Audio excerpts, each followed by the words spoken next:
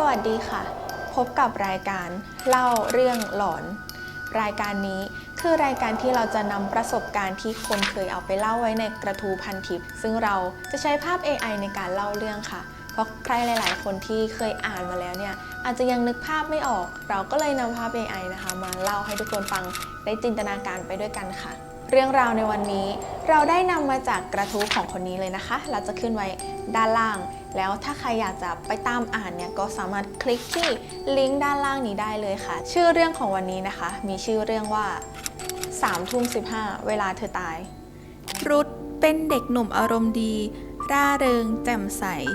ชอบทำกิจกรรมตั้งแต่สมัยเรียนด้วยเหตุนี้จึงทำให้มีเพื่อนเยอะแต่รุธมีเพื่อนที่สนิทอยู่เพียง1 คนซึ่งเป็นเพื่อนกันมาตั้งแต่เด็กสมัยอนุบาลจนถึงมัธยมต้นบ้านห่างกันเพียง2 ซอยเธอชื่อว่าเกรนทั้ง2 คนนิสัยเหมือนกันมากสนุกเฮฮาร่าเริงแต่ต้องมาแยกกันเมื่อต้องเข้าระดับอุดมศึกษาโดยเกรนเป็นเด็กหัวดีจึงเข้าเรียนคณะเภสัชส่วนรุธก็เลือกเรียนคณะนิเทศศาสตร์เพื่อนสนิทเลยต้องแยกย้ายกันไปคนละทางแม้บ้านจะห่างกันแค่2 ซอยแต่ทั้งคู่ไม่ได้เจอหน้ากันเลยนานหลายปีรุธเคยแวะไปที่บ้านเกรนหลายครั้งแต่ก็ไม่เจอแม่บอกว่าเกรนเรียนหนักมากทำให้ต่อมาหลังๆความสัมพันธ์ของทั้งคู่ก็ค่อยๆห่างกันไปโดยที่บ้านเกรนเนี่ยจะมีกันอยู่3 คนมีแม่น้าและเกรนหลังจากที่ทั้ง2 คนเนี่ยเรียนจบแล้วรุธก็ได้เข้าทำงานในบริษัทโปรดักชั่นเฮ้าส์แห่งหนึ่งเวลาว่างก็จะผ่านไปยังบ้านเกรนอีกหลายครั้งแต่ก็ผิดหวังไม่เจอกับเพื่อนในวัยเด็กเลยแม่ของเกรนจึงบอกว่าลูกสาวซื้อคอนโดอยู่ใกล้ที่ทำงานแล้วตอนแรกก็กลับบ้านบ่อยแต่พอหลังๆไม่ค่อยได้กลับบ้านเลยและรู้สึกทำตัวแปลกๆแวะมาเยี่ยมแป๊บเดียวก็รีบกลับแม่เกรนจึงฝากรุธให้ดูเกรนให้หน่อยรุธได้ขอเบอร์เกรนมาจากแม่และคิดว่าว่างๆจะโทรหาแต่ก็ลืมไปสนิทมานึกขึ้นได้ตอนคุยไลน์แล้วบังเอิญเห็นชื่อเกรนเด้งเพื่อนเข้ามาในไลน์แต่ไม่เห็นหน้าเพราะรูปโปรไฟล์เป็นภาพดวงอาทิตย์รุธก็เริ่มแปลกใจเล็กน้อยแต่ขณะนั้นเป็นเวลาเกือบ20 ทุ่มแล้วจะให้โทรไปก็คงไม่ใช่เวลาจึงทักไลน์ไปก่อนแต่เพื่อนเก่าคนนี้ก็กลับไม่ตอบอะไรและไม่แม้กระทั่งอ่านแต่รุธก็ไม่ได้คิดอะไรอีกคิดว่าเพื่อนคงเข้านอนเร็วรุธนอนคิดเล่นๆว่าไม่เจอกันตั้งหลายปีเดี๋ยวนี้จะเป็นยังไงบ้างแต่ก่อนเกรนก็เป็นคนป๊อปหน้าดูวาเลนไทน์ทีไรเสื้อเต็มไปด้วยสติกเกอร์หัวใจทุกทีและได้กุหลาบอีกเพียบเลยคิดไปคิดมาก็เผลอหลับมาสะดุ้งตื่นเอาตอนเช้าเมื่อมีเสียงข้อความเข้าซึ่งนั่นเป็นเสียงข้อความจากเกรนที่ส่งข้อความมาหาเกรนถามรุธว่าแอดไลน์มาได้ยังไงรุธก็อธิบายว่าได้ไลน์มาจากไหนแล้วก็คุยกันไปสักพักก็ต้องแยกย้ายกันไปทำงานอีกแต่ก่อนที่รุธจะเอ่ยปากชวนกินข้าวเกรนบอกว่าช่วงนี้ยุ่งมากไม่ว่างเลยแต่เป็นอาทิตย์หน้าได้รุธไม่รอช้าเลยชวนเกรนให้มากินข้าวด้วยกันเย็นวันนี้และก็รีบตัดบทหลังจากเลิกงานรุธไปนั่งรอที่นัดหมายแต่จริงๆแค่แกล้งเกรนเท่านั้นผ่านไปสักพักเกรนก็มาถึงเมื่อรุธได้เห็นเกรนหลังจากที่ไม่เจอกันนานเธอในตอนนี้ต่างไปจากสมัยเด็กมากไม่ใช่ว่าดูสวยขึ้นแต่มันกลับตรงกันข้ามเลยเธอดูโทรมจนไม่น่าเชื่อว่าจะเป็นคนคนเดียวกันผมที่เคยยาวเรียบกลับฟูหยักโครงหน้าถึงจะดูว่าเป็นคนสวยแต่กลับหมองคล้ำดวงตาซึมโหลไหล่ห่อดูเป็นคนอมทุกข์รุธจึงซักไซถามว่าไปทำอะไรมาหรือมีเรื่องอะไรถูกใจหรือเปล่าแต่เกรนก็ไม่ยอมพูดรุธจึงเปลี่ยนไปถามเรื่องอื่นและทำให้เกรนดูอารมณ์ดีขึ้นแต่เมื่อถึงเวลากลับเกรนก็มีสีหน้าซึมอีกครั้งรุธจึงตัดสินใจถามเกรนอีกรอบและจะบอกกับแม่เกรนเรื่องที่เธอเป็นแบบนี้เธอดูเหมือนจะร้องไห้แต่ก็ตอบปฏิเสธรุธเดาไปอีกหลายเรื่องก็ไม่ถูกจนเกรนหยิบมือถือขึ้นมาดูเวลาและก็รีบขอตัวกลับก่อนเพราะทุ่มกว่าแล้วเธอเร่งเดินหายลับไปในกลุ่มคนรุธก็วิ่งตามไปและอาสาจะไปส่งเกรนเห็นก็พยายามปฏิเสธรุธยิ้มให้อย่างว่าง่ายและก็ไม่เซาซีแล้วแต่จากนั้นก็แอบตามไปเห็นเกรนขึ้นรถไฟก็แปลกใจว่านี่มันไม่ใช่ทางไปคอนโดที่แม่เกรนบอก แต่กลับเป็นคอนโดที่อยู่แถวย่านที่คนพลุกพล่านในเมืองกรุงเกรนตกใจเมื่อเจอรุธที่หน้าคอนโดรุธจึงต้องรีบอธิบายว่าแม่ของเธอเป็นห่วงจึงวานให้รุธมาดูแลแต่เกรนกลับมือลอยรุธเลยถือวิสาสะว่ายังไงก็จะเข้าไปด้วยเกรนหันหลังเดินนำเข้าไปในตึกและก็พูดกับรุธว่าดูเสร็จก็รีบกลับไปแล้วกันตลอดทางตั้งแต่เดินผ่านล็อบบี้ไปจนเข้าลิฟต์รุธก็รู้สึกใจวิว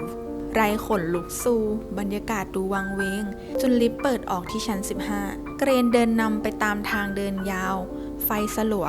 และหยุดที่หน้าห้องหัวมุมเมื่อเข้าไปด้านในรุธแปลกใจมากภาพภายในห้องนั้นทั้งห้องเป็นสีขาวโพลนไปหมดทั้งผนังตู้เตียงโต๊ะโซฟาและประตูก็ล้วนเป็นสีขาวและที่แปลกใจยิ่งกว่านั้นคือมีไฟอยู่ทั่วทั้งห้องสว่างจ้าไปหมดรุธถึงกับแปลกใจในรสนิยมของเพื่อนเลยทีเดียวเกรนจึงบอกว่าไม่ชอบให้มันมีเงาเมื่อพูดจบก็มีเสียงของนาฬิกาดังขึ้นรุธจึงเดินสำรวจภายในห้องก็รู้ว่าเกรนอยู่คนเดียวแล้วจึงถามเกรนว่าถ้ากลัวทำไมไม่กลับไปอยู่บ้านหรือไม่ก็หาเพื่อนมาอยู่ด้วยแต่เกรนก็ไม่ตอบและบอกว่าถ้าดูจนพอใจก็กลับไปได้แล้วรวมทั้งฝากบอกแม่กับน้าว่าไม่ต้องห่วงเกรนสบายดีรุธจึงตอบตกลงแต่สายตาของรุธมองผ่านเกรนไปยังระเบียงด้านนอกเห็นเงาดำลางๆวนไปมาจึงรีบเดินไปดูที่ระเบียงแต่พอเลื่อนบานกระจกก็ปรากฏว่านอกระเบียงมีแต่เสื้อผ้าที่ตากอยู่รุธชะโงกจากระเบียงไปยังห้องข้างๆมันก็ไกลสุดๆหรือสิ่งที่เห็นคือตาฝาดเกรนดึงเพื่อนกลับเข้ามาในห้องอย่างไวเอามือเลื่อนหน้าต่างรูดม่านปิดฉึบและเอื้อมมือเปิดสวิตช์ไฟตรงระเบียงทันทีเกรนพูดอย่างเย็นชาเหมือนเดิมเร่งบอกให้รุธรีบกลับรุธตั้งใจจะกลับจริงๆแล้วแต่คราวนี้หูดันไปได้ยินอะไรสักอย่างเสียงดังมาจากหลังม่านนอกระเบียงลักษณะเหมือนมีใครเอามือชื้นๆหนืดๆถูกระจกดังเกรนก็นิ่งเงียบไปรุธจึงรวบรวมความกล้าคว้าม่านเพื่อเปิดดูว่ามีอะไรกันแน่แต่เกรนก็รีบเอื้อมมือมาจับไว้ก่อนพร้อมตะโกนเสียงดังใบหน้าที่เคยเรียบเฉยก็เริ่มซีดรุธเริ่มรู้สึกถึงความไม่ชอบมาพากลเค้นถามว่าทำไมไม่ให้เปิดแล้วก็มีเสียงนาฬิกาดังอีกครั้งรุธซึ่งที่กำลังหงุดหงิดอยู่นั้นจึงบอกไปว่าปิดนาฬิกานั่นสักทีเกรนจึงรีบไปกดปิดนาฬิกาแล้วก็รีบไล่เพื่อนให้กลับบ้านไปแต่รุธก็ไม่ยอมกลับเกรนเหลือบไปมองนาฬิกาอีกครั้งตอนนี้เป็นเวลา 3:07 นาทีเกรนนิ่งไปพักหนึ่งแล้วก็รีบดึงตัวรุธให้มาอยู่ในห้องจากนั้นเกรนก็วิ่งไปเปิดไฟทุกดวงในห้องปิดตู้เสื้อผ้าเอาผ้าคลุมทีวีและสั่งให้เอาโทรศัพท์คว่ำหน้าลงบนโต๊ะแล้วเกรนก็ขอไปเปลี่ยนเสื้อผ้าในห้องน้ำออกมาจะเล่าทุกอย่างให้ฟังและบอกกับรุธให้นั่งนิ่งๆรออยู่ที่เตียงห้ามทำอะไรทุกอย่างนั่นทำให้รุธนั้นเริ่มงงแล้วก็คิดไปต่างๆระหว่างกำลังฟุ้งซ่านนั้นรุธก็ได้ยินเสียงไลน์เข้าซ้อนกัน 2-3 ครั้งจึงหยิบมือถือขึ้นมาดูซึ่งแปลกมากที่มีเสียงข้อความจากไลน์เข้าแต่จอยังดำอยู่ก่อนรุธจะเปิดหน้าจอก็เห็นเป็นเงาตัวเองแต่ดันมีผู้หญิงคนหนึ่งยืนซ้อนอยู่ด้านหลังและเอียงคอไปมาซ้ายขวาอย่างช้าๆซึ่งนั่นทำให้ขนของรุธลุกสู้ขึ้นมาทันทีหน้าก็เริ่มชารุธหันกลับไปมองแต่มันก็ไม่มีอะไรมีแต่ความว่างเปล่าพอกลับมามองในจอมือถือก็ไม่เห็นใครแล้วสถานการณ์เริ่มไม่ดีรุธตัดสินใจจะกลับก่อนจึงตะโกนกับเพื่อนว่าเสร็จหรือยังแต่รุธได้ยินเสียงดังมาจากนอกระเบียงอีกครั้งรุธจึงเดินไปตามเสียงที่ระเบียงและเปิดม่านสิ่งที่รุธเห็นคือภาพสโลโมชั่นของร่างหนึ่งที่เป็นผู้หญิงคล้ายสวมชุดนอนกระโดดมาจากไหนก็ไม่รู้คาดว่าน่าจะเป็นห้องบนร่างนั้นลอยร่วงผ่านไปต่อหน้าต่อตา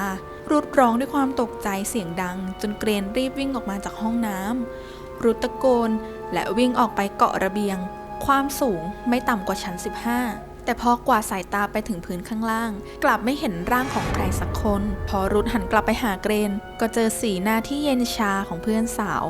พร้อมกับมือที่ยื่นออกมารุธกำลังจะถีบเกรนแล้วแต่มือเกรนก็มาถึงตัวก่อนไม่ได้บีบที่คอ แต่ว่าปิดที่ตาและลากให้เข้ามานั่งบนโซฟาในห้องเกรนเริ่มเล่าถึงสิ่งที่เกิดขึ้นให้รุธฟังเงาที่เห็นน่าจะเป็นผู้หญิงที่ชื่อว่าแพรเธอตายไปนานแล้วและเกรนเองก็มีส่วนทำให้เธอตายด้วยรุธได้ยินดังนั้นก็ไม่อยากจะเชื่อเกรนจึงเล่าต่อว่าเมื่อปีก่อนมีรุ่นพี่สมัยเรียนชื่อต้องเข้ามาจีบจึงตกลงคบกันแต่ว่ามารู้ที่หลังว่าเขามีแฟนแต่เลิกกันแล้วชื่อว่าแพรเคยเจอกันอยู่ 3-4 ครั้งตอนแรกแพรมาขอร้องให้เกรนเลิกกับพี่ต้องแต่เกรนก็ไม่ยอมเลิกพักหลังๆเธอจึงมาดักรอหน้าที่ทำงานตอนเย็นโดยจะยืนจ้องหน้านิ่งๆเกรนกลัวมากจึงไปคุยกับพี่ต้องซึ่งก็ไม่รู้ว่าไปเคลียร์กันยังไงแต่ว่าแพรนั้นหายไปเลยมารู้ตอนหลังว่าตายไปแล้วโดยที่แพรกระโดดตึกฆ่าตัวตายตำรวจได้บอกไว้ว่าเสียชีวิตประมาณ 3:15 นาทีรุธรีบหันไปมองนาฬิกาและนั่นเป็นเวลาเกือบ 3 ทุ่มกว่าเกรนจึงเล่าต่อว่าหลังจากนั้นมีเรื่องแปลกๆเกิดขึ้นเกรนมักจะเห็นเงาคนแปลกๆอยู่ตามมุมมืดที่ทึบแสงจนมีอยู่คืนหนึ่งนอนดูทีวีเวลา 3 ทุ่มกว่าช่วงขั้นโฆษณาทีวีก็ดับไปและเห็นเงาผู้หญิงยืนสะท้อนอยู่ในทีวีนั้นทำให้เกรนแทบไม่ได้นอนและยังได้ยินเสียงแปลกๆตลอดเป็นเสียงเหมือนคนเอามือไปลูบไปถูในที่ต่างๆและก็มาอีกครั้งตอนที่อยู่คอนโดเก่าที่แม่เกรนคิดว่ายังอยู่ที่นั่น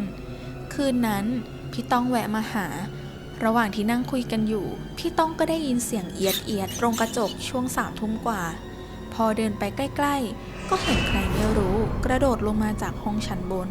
เหมือนที่รุธเห็นเช่นกันเกรนไม่สบายใจจึงปรึกษากับพี่ต้องพากันไปหาพระแต่พระท่านก็ไม่แนะนำอะไรมากแค่บอกให้ทำบุญอุทิศส่วนกุศลไปให้ผู้ตายบ่อยๆอย่าให้ขาดทุกวันได้ยิ่งดีและก็แนะนำให้ไปหาคนทรงท่านหนึ่งทันทีที่ทั้งคู่ไปเจอกับคนทรงก็ได้พูดบอกว่ามีวิญญาณผู้หญิงตามอยู่เธอแค้นมากและย้ำว่าระวังตัวให้ดีวิญญาณดวงนี้จะเอาจนถึงตายและเธอก็จะพยายามปรากฏตัวให้เห็น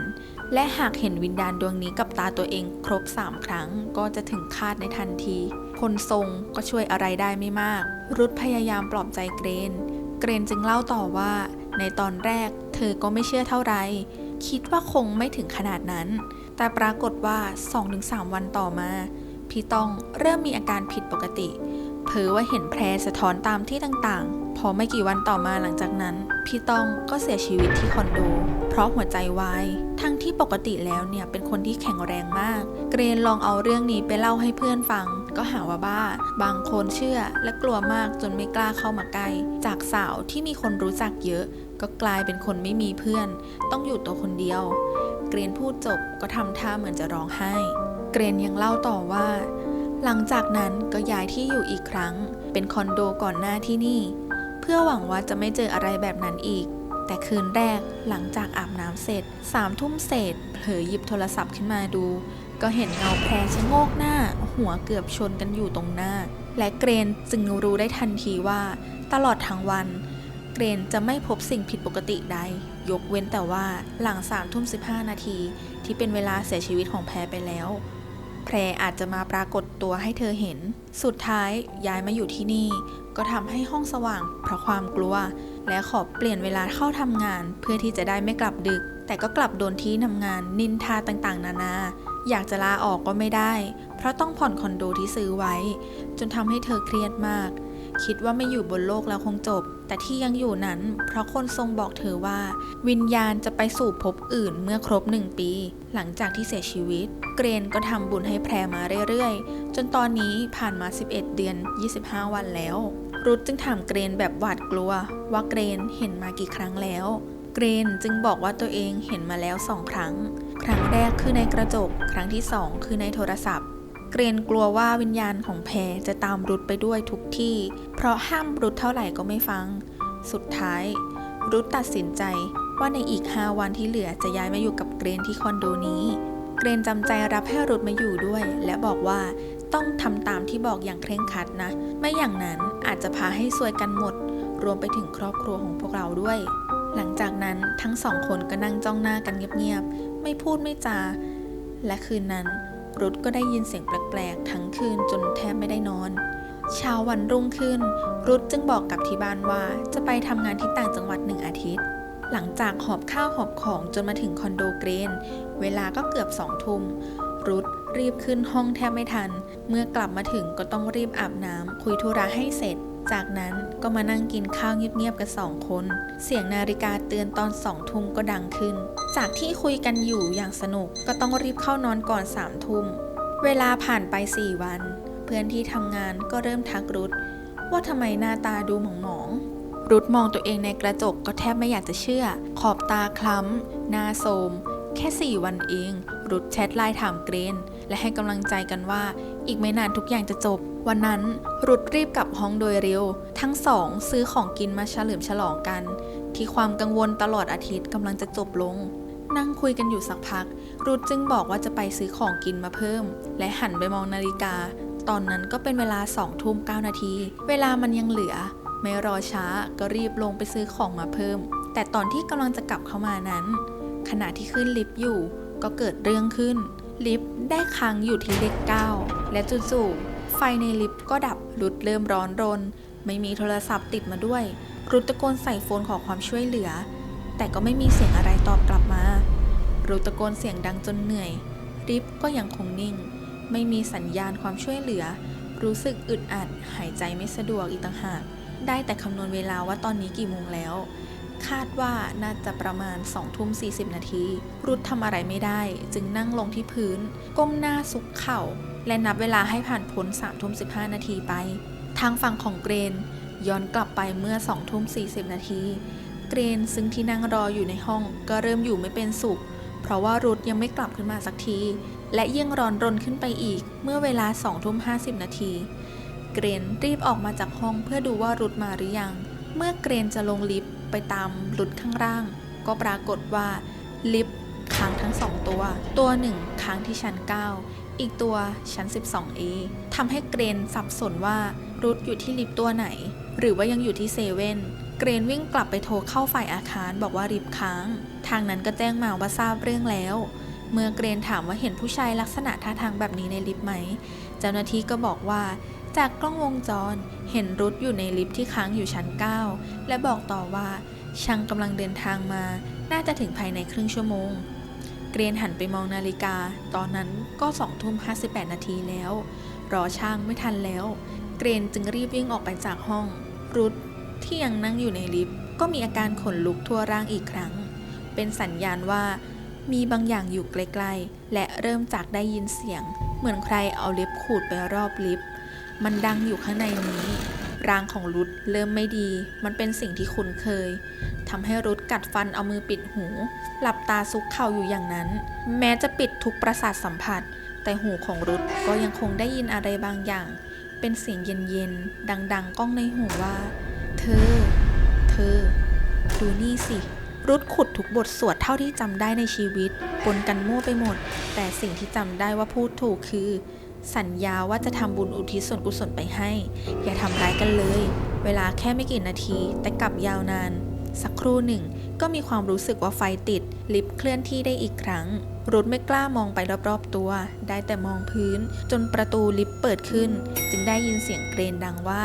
อย่าลืมตารุธได้ยินดังนั้นก็แทบอยากจะกระโดดกอดเพื่อนเกรนเอื้อมมือมาจับแล้วจูงรุธออกจากลิฟต์ทั้งสองค่อยๆเดินกลับไปที่ห้องรุธจึงถามว่าตอนนี้กี่โมงแล้วเกรนก็ตอบไปว่า3 ทุ่มแล้วรุธเล่าเรื่องที่เจอในลิฟต์ให้เกรนฟังเกรนก็บอกไปว่าไม่มีอะไรไม่ต้องกลัวด้วยความไม่แน่ใจว่าลิฟต์ใช้งานได้หรือยังทั้งสองจึงเดินขึ้นบันไดแทนรุธถามว่าเอามือออกได้หรือยังเกรนบอกว่าอย่าพึ่งเดี๋ยวต้องไปปิดม่านให้เรียบร้อยให้รุธเดินตามมาช้าๆแล้วไปนั่งรอที่เตียงก่อนรุธก้าวตามไป1 ก้าว2 ก้าวกำลังจะก้าวที่3แต่ก็ได้ยินเสียงตะโกนดังลั่นหยุดรุธชะงักเท้ากึกทำไมเพื่อนต้องตะโกนแต่ก็เอะใจว่าทำไมเสียงมันถึงดังมาจากด้านหลังเสียงของเกรนตะโกนให้ถอยกลับมารุธก็ต้องตกใจหงายหลังล้มลงก้นกระแทกพื้นปูนเมื่อลืมตาขึ้นมาสิ่งแรกที่เห็นคือท้องฟ้ากับดวงดาวข้างๆก็มีเกณฑ์นอนหอบอยู่เมื่อลุกขึ้นนั่งก็แทบเป็นลมเพราะภาพที่เห็นคือรุธกับเกรนทั้งสองนั่งอยู่บนดาดฟ้าห่างจากขอบตึกแค่ก้าวเดียว รุธหน้าซีดหันไปถามว่าเกิดอะไรขึ้นทำไมเกรนพาขึ้นมาบนนี้เกรนหอบอยู่นานก็บอกว่ารุธเดินขึ้นมาเอง